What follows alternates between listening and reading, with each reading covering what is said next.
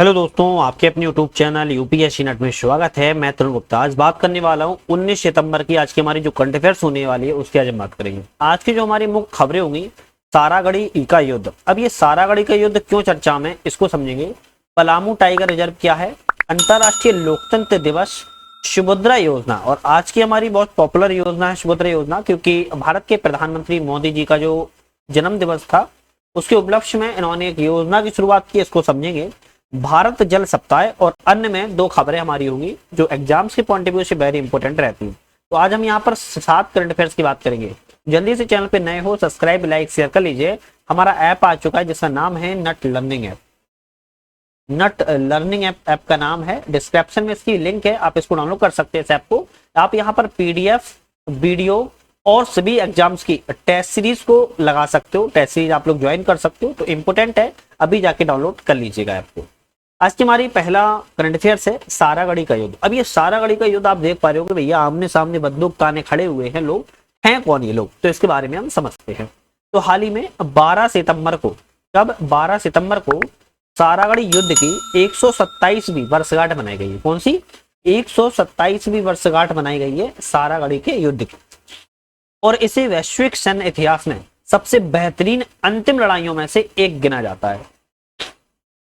तो वैश्विक इतिहास मतलब विश्व के लेवल पर जो इतिहास है उसमें सबसे बेहतरीन लड़ाई के लिए जाना जाता है सारागढ़ी के युद्ध को। क्या है इसके बारे में समझें तो 12 सितंबर 1897 को 12 सितंबर 1897 को ब्रिटिश भारत के तत्कालीन उत्तर पश्चिमी सीमा प्रांत में लड़ाई थी जिसको सारागढ़ी डाक पर केंद्रित थी। इस पर डाक पर केंद्रित थी सारागढ़ी डाक।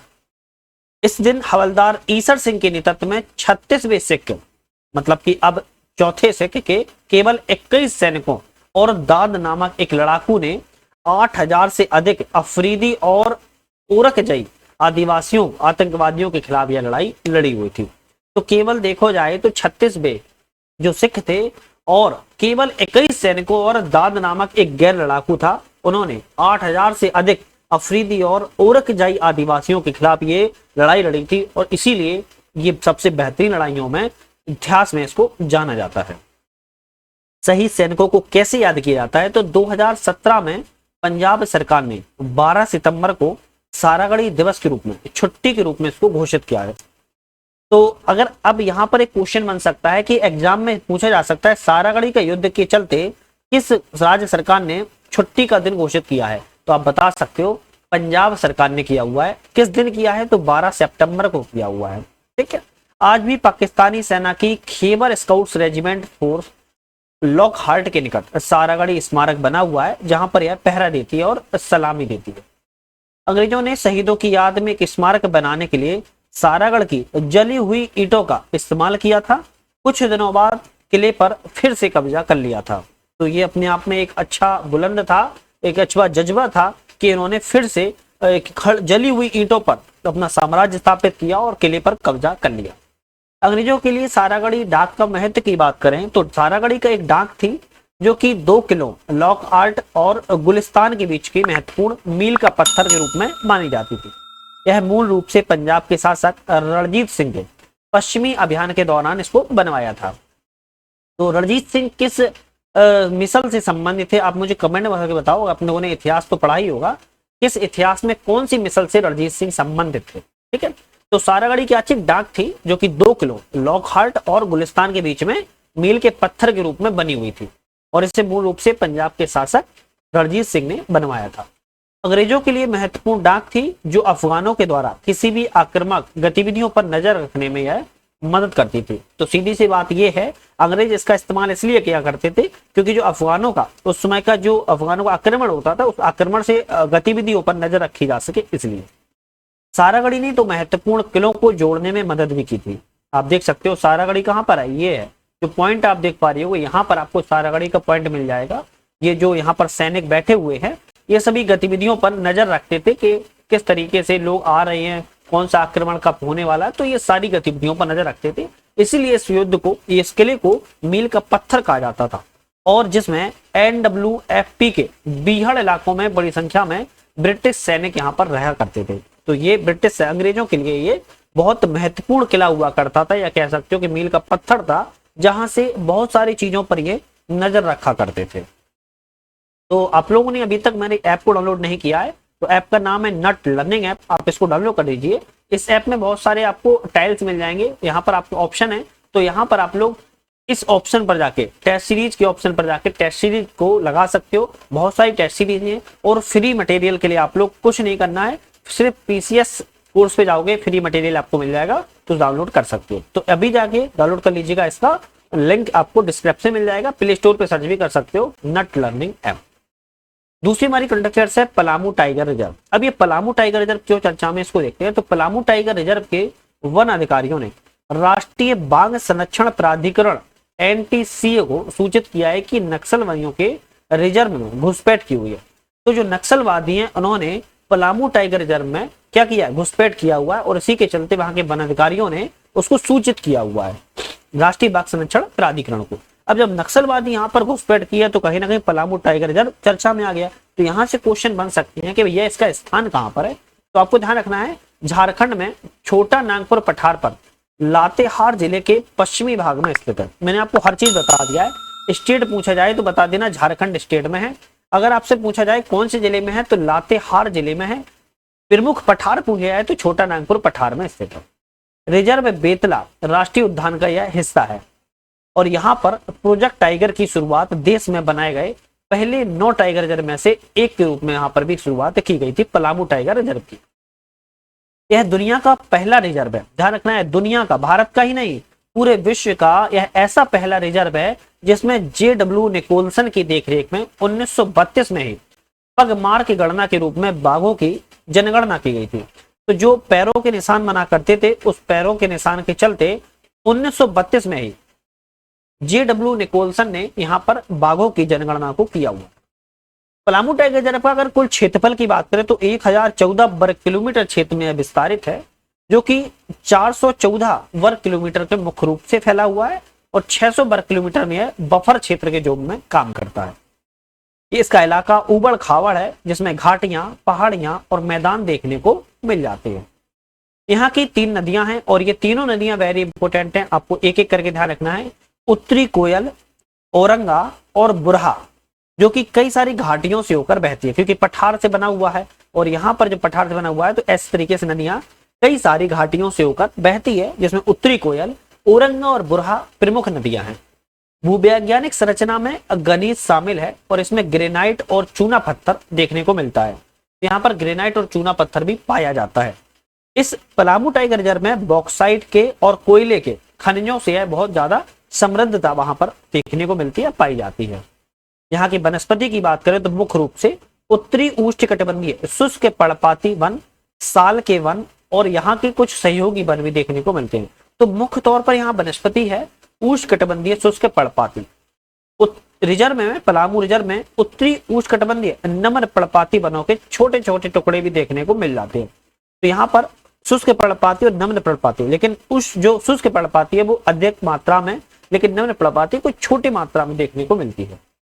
अगर हम कुछ वनस्पतियों की बात करें तो Shorea, robusta, Acacia, catechu, Madhuca indica, Terminalia tomentosa, Butea monosperma, Pterocarpus इत्यादि यहाँ पर कई सारी जो है वो वनस्पतियां देखने को मिल जाती हैं। वहीं अगर हम इनके जीव की बात करें कौन कौन से जीव हैं तो जीवों की बहुत सारी प्रजातियां हैं, जैसे बाघ है, हाथी है, तेंदुआ है, ग्रे वुल्फ है, गौर है, सुस्त भालू है, 4 सींग वाला मिरग है, भारतीय रेटल है और भारतीय उदबिलाव है, भारतीय पेंगोलिन है। तो कई सारे जीवों की यहाँ प्रजातियां भी देखने को मिल जाती है। तो अगर आपसे पूछ लिया है कि पलामू टाइगर रिजर्व कहाँ पर है तो बताओगे झारखंड राज्य में है, छोटा नागपुर पठार के क्षेत्र में फैला हुआ है। तो आप लोग ध्यान रखिएगा। आज की हमारी नेक्स्ट करंट अफेयर्स है अंतरराष्ट्रीय लोकतंत्र दिवस, इंटरनेशनल डे ऑफ डेमोक्रेसी। और यह कब मनाया गया तो 15 सितंबर को मनाया जाता है। और इसके मनाने के पीछे क्या उद्देश्य है, इसको भारत के तौर पर क्यों अच्छा माना जाता है, इसको हम समझ लेते हैं।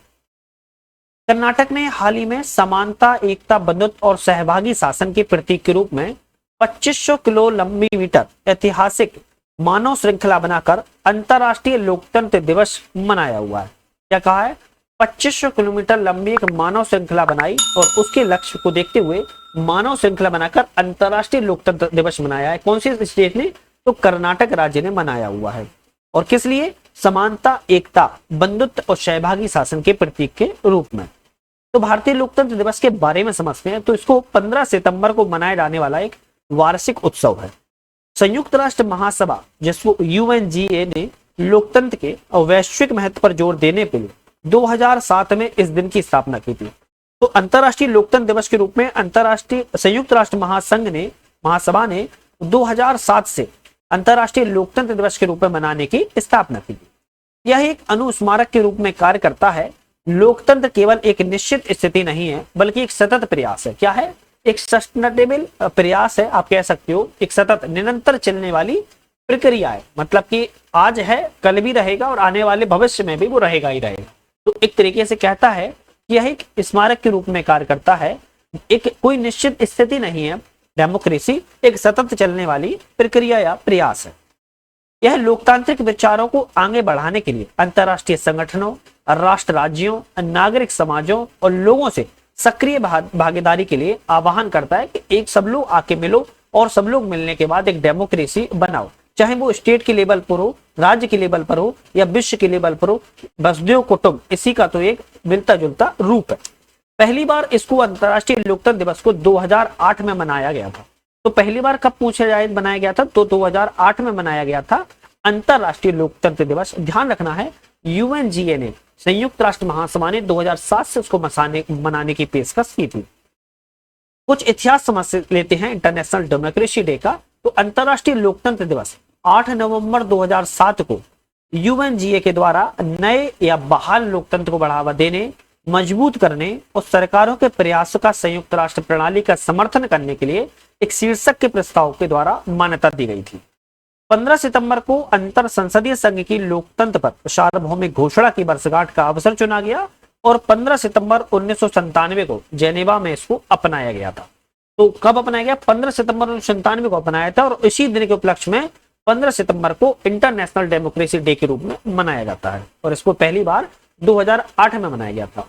यह घोषणा लोकतंत्र के सिद्धांतों को रेखांकित करती है, जिसमें घोषणा की गई है कि लोकतंत्र लोगों की स्वतंत्र रूप से व्यक्त इच्छा पर आधारित सरकार की एक प्रणाली है, जो कि राजनीतिक, आर्थिक, सामाजिक, सांस्कृतिक प्रणालियों को निर्धारित करती है और स्वतंत्र और निष्पक्ष आवधिक चुनावों के माध्यम से अपनी प्रतिनिधित्व सरकार की संरचना में पूर्ण भागीदारी होती है। तो कहा जा रहा है कि एक स्वतंत्र निष्पक्ष चुनाव करा के हम एक देश में सरकार की संरचना बनाते हैं, जिसमें वयस्क मताधिकार के माध्यम से लोगों की स्वतंत्र इच्छा व्यक्त कर दी जाती है। ये पूरा इसका सिद्धांत। लोकतंत्र पर सार्वभौमिक घोषणा के बाद कतर ने संयुक्त राष्ट्र में लोकतंत्र के अंतर्राष्ट्रीय दिवस मनाने का अभियान का नेतृत्व किया हुआ था। तो कतर के द्वारा किया गया था और इसी उपलक्ष्य में पहली बार 2008 से मनाना ये शुरुआत कर दिया गया था। ठीक है। अंतर संसदीय संघ, मैंने ये बात आपसे कही थी, शब्द में कुछ यूज किया था, तो इसके बारे में 4 लाइनों समझ लेते हैं। आईपीओ अंतर संसदीय संघ को संसदों का अंतरराष्ट्रीय संगठन है और इसकी स्थापना 1889 में पेरिस में प्रतिनिधि लोकतंत्र और विश्व शांति को बढ़ावा देने के लिए की गई थी। आईपीओ संसदीय कूटनीति को सुगम बनाता है, संसदों और सांसदों को दुनिया भर में शांति, लोकतंत्र और सतत विकास को बढ़ावा देने के लिए सशक्त बनाता है। तो ये अपने आप में बहुत अच्छा संगठन है और अंतरराष्ट्रीय संगठन है और कार्य करता है। यह दुनिया का बहुपक्षीय राजनीतिक संगठन है, जो कि सभी देशों के बीच सहयोग और संवाद को प्रोत्साहित करता है। और इसका नारा क्या है? लोकतंत्र के लिए सभी के लिए। क्या है? लोकतंत्र के लिए सभी के लिए इसका नारा है। और आईपीओ में इस समय 179 सदस्य संसद और 13 सहयोगी सदस्य के रूप में इसमें शामिल देश हैं। ठीक है। नेक्स्ट हमारी करंट अफेयर्स है और आज की very very important current affairs है सुभद्रा योजना। क्या है? सुभद्रा योजना और भारत के मोदी जी पीएम 3.0। आप मुझे कमेंट करके ये बताओ, इस वर्ष बीजेपी ने किन 2 पार्टियों के साथ ऐसा गठबंधन किया जो किंग पार्टी या किंग मेकर के नाम से जिसको जाना जा रहा है? 2 पार्टियों के नाम जल्दी से बताओ। तो जल्दी से आप लोग चैनल पे नए हो, लाइक शेयर सब्सक्राइब कर लीजिए। हमारा ऐप आ चुका है नट लर्निंग ऐप, आप इसको डाउनलोड करके मोस्ट इंपोर्टेंट है कि कई सारे एग्जाम्स की टेस्ट सीरीज लगा सकते हो। तो अभी जाइएगा और इस ऐप को डाउनलोड कर लीजिएगा। सुभद्रा योजना, तो भारत के मोदी जी का पहले तो जन्मदिवस की हार्दिक शुभकामनाएं मोदी जी को भी और आप सभी लोगों की तरफ से भी, क्योंकि 17 सितंबर को मोदी जी का बर्थडे था और इसी उपलक्ष्य में 74वें जन्मदिवस पर उड़ीसा की सुभद्रा योजना का इन्होंने शुभारंभ किया हुआ है। कहाँ की? उड़ीसा की सुभद्रा योजना का शुभारंभ। सुभद्रा योजना क्या है? तो इस योजना का जो लक्ष्य है 1 करोड़ से अधिक महिलाओं को सशक्त बनाना है। क्या करना है? सशक्त बनाना है 1 करोड़ से अधिक महिलाओं।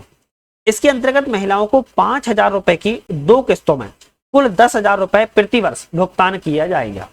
तो कहा जा रहा है कि 10,000 रुपया प्रति वर्ष महिलाओं को दिया जाएगा और 5,000 रुपए की 2 किस्तों के साथ। पहली किस्त रक्षाबंधन पर 5,000 रुपए की होगी और दूसरी किस्त अंतर्राष्ट्रीय महिला दिवस पर 8 मार्च को 5,000 रुपए दिए जाएंगे। तो टोटल आप देखो जाए तो 6 महीने के अंतराल में 10,000 रुपए आपको मिल जाएंगे। इस योजना के लिए 21 से 60 वर्ष के बीच की आयु की महिलाएं पात्र होंगी और वित्तीय रूप से मजबूत सरकारी नौकरी धारक, आय करदाता, किसी भी सरकारी योजना के तहत 1,500 रुपए या उससे अधिक मासिक, 18,000 रुपए या उससे अधिक सहायता प्राप्त करने वाले लोग सुभद्रा योजना में पात्र नहीं होंगे। मतलब कि जो सरकारी नौकरी में है, मजबूत है, टैक्स पे करती हैं या फिर एक अच्छा 18,000 रुपए से अधिक की सहायता प्राप्त करती है तो उसको इस योजना के तहत एलिजिबल नहीं माना जाएगा। पात्र महिला लाभार्थी 5 वर्षों में कुल 50,000 रुपए मिलेंगे। कितने मिलेंगे? 5 सालों में, क्योंकि हर साल 10,000 रुपए मिलेंगे तो 5 साल में कितने मिल जाएंगे? तो भैया 5 साल में 50,000 रुपए मिल जाएंगे और ये अपने आप में बहुत अच्छा अमाउंट है उस योजना के तहत। सुभद्रा कौन सा है? सुभद्रा योजना है। लाभार्थियों को सुभद्रा डेबिट कार्ड भी जारी किया जाएगा जिसके चलते वो अपना पैसा को निकाल सकते हैं। इस योजना के तहत प्रत्येक ग्राम पंचायत और शहरी स्थानीय निकाय में अधिकतम डिजिटल लेन देन के लिए 100% लाभार्थियों की पहचान की जाएगी। इसके अतिरिक्त प्रोत्साहन के रूप में 500 रुपए भी दिए जाएंगे। जो फुल तरीके से डिजिटली होगा उसको 500 रुपए एक्स्ट्रा प्रोत्साहन के रूप में दिए जाएंगे। नेक्स्ट हमारी करंट अफेयर्स आती है भारत। आपको समझ में आ गया ना? ये वाली सुभद्रा योजना इंपोर्टेंट है। आपके घर में भी कोई है तो आप इसका भी लाभ ले सकते हो, ध्यान रखिएगा। कोई अगर इस पे डाउट है तो कमेंट करके पूछ लेना, मैं बता भी दूंगा कैसे आपको इस योजना का लाभ लेना है। नेक्स्ट हमारी करंट अफेयर्स आती है भारत जल सप्ताह। तो इंडियन वाटर वीक क्या है? क्या कहता है? इंडिया वाटर वीक, भारत जल सप्ताह है और भारत के राष्ट्रपति द्रौपदी मुर्मू जी की फोटो भी लगी हुई है। क्या है? भारत जल सप्ताह की जो शुरुआत है या उद्घाटन है, राष्ट्रपति द्रौपदी मुर्मू ने भारत मंडपम नई दिल्ली में 8वें भारत जल सप्ताह का उद्घाटन किया हुआ है। इसका आयोजन 17 से लेकर 20 सितंबर 2024 तक भारत मंडपम नई दिल्ली में किया जाएगा। इसका विषय है समावेशी जल विकास और प्रबंधन के लिए भागीदारी सहयोग। थीम इंपोर्टेंट रहती है, ध्यान रखना है। थीम एग्जाम में आती है समावेशी जल विकास और प्रबंधन के लिए भागीदारी और सहयोग। इसका आयोजन कुछ नोडल मंत्रालय और सहयोग से किया जा रहा है। इसमें पहला है जल स्वच्छता मंत्रालय, पर्यावरण वन जलवायु परिवर्तन मंत्रालय, विद्युत मंत्रालय, कृषि एवं किसान कल्याण मंत्रालय, पृथ्वी विज्ञान मंत्रालय, आवास और शहरी मंत्रालय, ग्रामीण विकास मंत्रालय, संबंधित राज्य सरकार के विभाग, अंतर संबंधित विशेषज्ञ संगठन और अंतर्राष्ट्रीय निकाय, निजी और सार्वजनिक व्यावसायिक समूह, इतने सारे सहयोग जल सप्ताह का आयोजन में भाग ले रहे हैं। भारत जल सप्ताह 2024 की अवधारणा जल शक्ति मंत्रालय भारत सरकार के द्वारा एक नई अवधारणा के रूप में कार्य कर रही है। इसका उद्देश्य है कि नियमित और व्यवस्थित चर्चा शुरू करना, सेमिनार करना, प्रदर्शनी करना, अन्य समानांतर सत्रों के माध्यम से जो प्रतिष्ठित हितधारक है उनसे बातचीत करना। इसका लक्ष्य जन जागरूकता पैदा करना है, लोगों को पता लग सके। इसके लिए उपलब्ध के जल के संरक्षण का, बचाव का, इष्टतम उपयोग का रणनीतियां बनाकर इसको लागू करने का समर्थन भी पैदा करना है। पहली बार भारतीय जल सप्ताह का आयोजन पूछ लिया कब किया गया था? तो 2012 में किया गया था। भारत जल सप्ताह का आयोजन पहली बार वर्ष 2012 से इसकी शुरुआत की गई थी और 2024 का कौन सा है? 8वां है। कौन सा है? 8वां है। ये भी आपको ध्यान रखना है, इंपोर्टेंट रहता है। ठीक है। नेक्स्ट आती है हमारी करंट अफेयर्स एमी अवार्ड। अब ये एमी अवार्ड जो आप देख रहे हो ये कोई गेम अवार्ड नहीं है, इसको समझते हैं क्या है। तो हाल ही में वर्ष 2024 के एमी अवार्ड का आयोजन लॉस एंजल्स के पीकॉक थिएटर में किया गया है। किस में किया है? लॉस एंजल्स के पीकॉक थिएटर में एमी अवार्ड का आयोजन 2024 का किया गया है। और इस अवार्ड को उत्कृष्ट लीड अभिनेता की बात करें तो हिडेयुकी शिनोडा जो कि शोगुन, और उत्कृष्ट लीड अभिनेत्री मतलब कि ये तो हो गए एक्टर और ये हो गई एक्ट्रेस सवाई सौगन, और उत्कृष्ट नाटक शोगुन, और उत्कृष्ट टॉक श्रृंखला द डेली शो, इन चारों लोगों को यहाँ पर उत्कृष्ट अवार्ड में एमी अवार्ड दिया गया है। एमी अवार्ड के बारे में बात करें तो यह पुरस्कार टेलीविजन और उभरते मीडिया प्रदर्शन में उत्कृष्टता के लिए दिया जाता है। जिसने वेस्ट से बेस्ट अपना प्रदर्शन किया हुआ है उसको यह अवार्ड दिया जाता है। इसका पहली बार आयोजन 1949 में किया गया था और यह 3 सहयोगियों के द्वारा दिया जाता है। टेलीविजन अकादमी, national academy of television arts and sciences, international academy of television arts and sciences. तो सॉरी, ये नेशनल है और ये इंटरनेशनल है। तो national academy of television arts and sciences, international academy of television arts and sciences और television अकादमी। तो ये 3 संस्था के द्वारा मिलकर सहयोगी के रूप में ये दिया जाता है और इसकी शुरुआत 1949 से की गई थी, ध्यान रखिएगा।